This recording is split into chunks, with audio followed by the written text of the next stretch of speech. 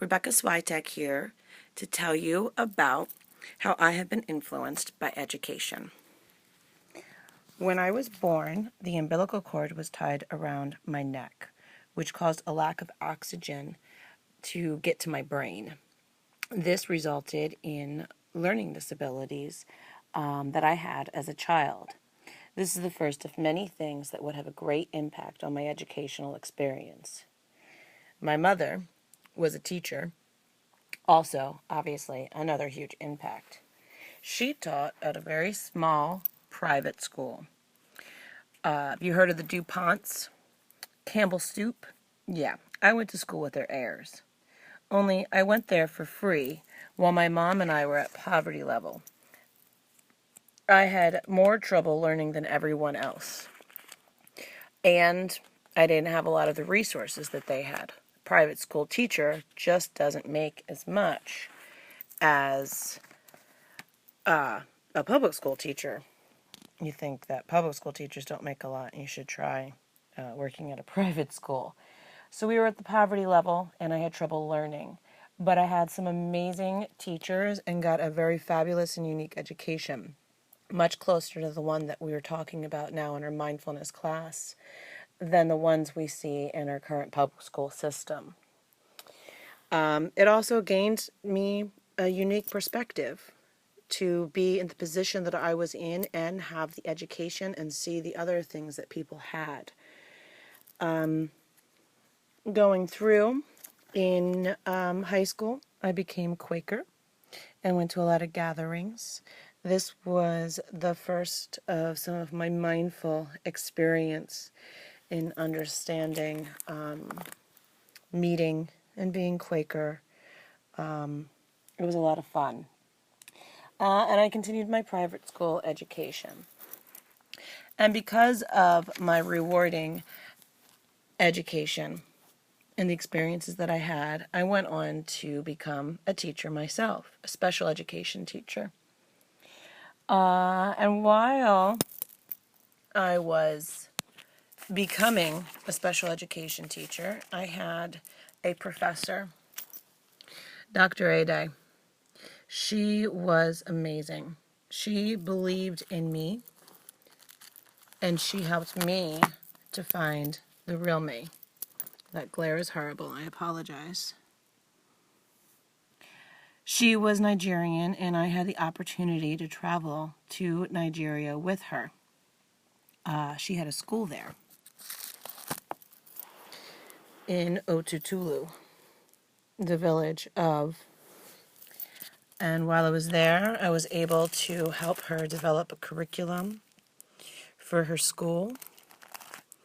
And as you can imagine, I was also highly influenced by my education. It was an educational experience in itself. And I got to learn about Africa, about the children there, about the privileges that I had. If you think that going to a private school with learning disabilities was having it tough, well, I had a totally new knowledge of what that meant after coming to Nigeria. That was my baby. Not literally. Just a little boy who attached himself to me. I still have his picture up in a frame. So, my first year of teaching, after I got back from Nigeria, I started teaching high school. My husband suggested that I read to my students the Celestine Prophecy. I didn't actually read them the book. It was a little too much for them. But it was the first book that led me to reading many, many more influential and very interesting books of the like. I've now been teaching for 12 years. I hope this isn't too choppy.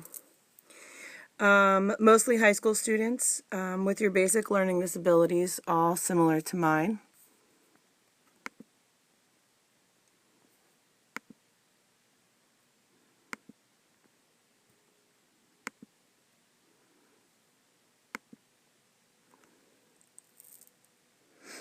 I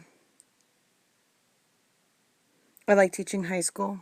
I can be myself with my students, which is mostly sarcastic. But because of my learning disability, because of my mom,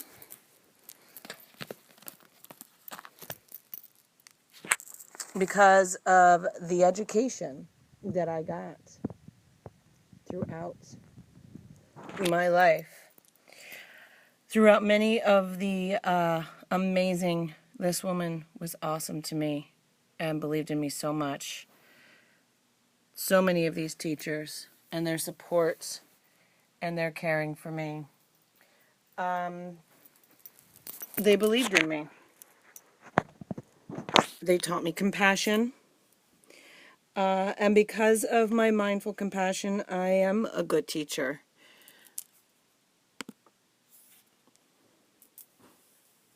And I love what I do.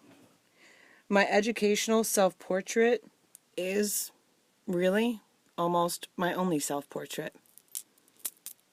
I look forward to working with all of you this semester, this summer, and meeting you as well. See ya!